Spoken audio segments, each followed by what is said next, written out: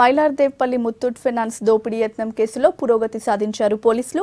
చోరీకి ప్రయత్నించిన వారిలో ముంబైకి చెందిన ఒకరు, ఉస్మానాబాద్కు చెందిన ఇద్దరు, హైదరాబాద్ బండ్లగూడకు చెందిన ఒకరిని అరెస్ట్ చేశారు. నిందితుల కోసం మహారాష్ట్రతో పాటు 4 రాష్ట్రాల్లో పోలీసులు గాలించారు. ఇంకో ఇద్దరు పరారీలో ఉన్నారని పోలీసులు చెబుతున్నారు. ఈ నెల 4న మైలార్దేవపల్లిలో ముత్తూట్ ఫైనాన్స్లో తుపాకులు, కత్తులతో సిబ్బందిని బెదిరించి చోరీకి ప్రయత్నించారు నిందితులు.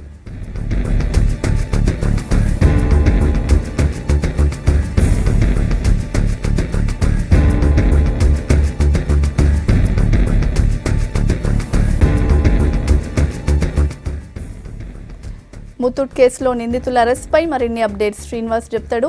శ్రీనివాస్, నిందితుల్ని ఎప్పుడు పట్టుకున్నారు? పరారీలో ఉన్నవారి సంగతి ఏంటి?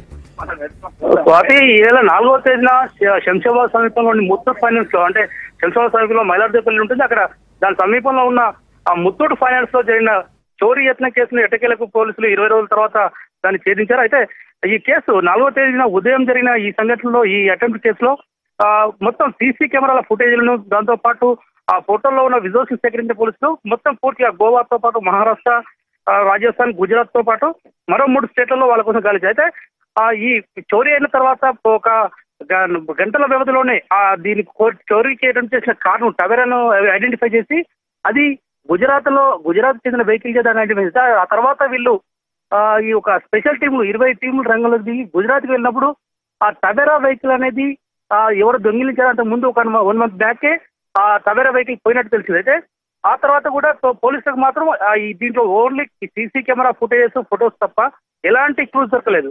కేవలం ఈ టవేరా వెహికల్ ని ఆ చేసిస్ నెంబర్ ఆధారంగానే ఇన్వెస్టిగేషన్ స్టార్ట్ చేసిన సైబరాబాద్ పోలీసులు ఎట్టకేలకు మహారాష్ట్ర గ్యాంగే ఈ దోపిడీకి యత్నించిందని పసిగట్టారు. అయితే తమ దగ్గర ఉన్న సీసీ ఫోటోలతో మహారాష్ట్రలోని క్రిమినల్స్ డేటాబేస్ ని ఆధారంగా చేసుకుని దాంట్లో ఐడెంటిఫై చేశారు. అయితే వీళ్ళు ప్రీవియస్ గా కూడా ఇలాంటి అటెంప్ట్ చేశారని తెలుస్తోంది.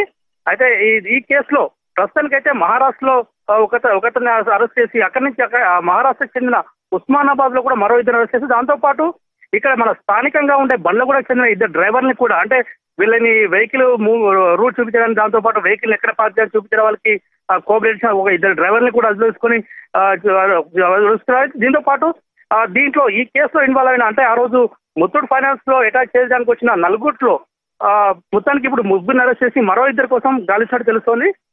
ఏదేమైనప్పటికీ ఈ రోజు మధ్యాహ్నం వరకు ఈ కేసులో ఇన్వాల్వ్ అయిన 5గురిని మీడియా ముందు ప్రవేశపెట్టడానికి అవకాశం ఉంది.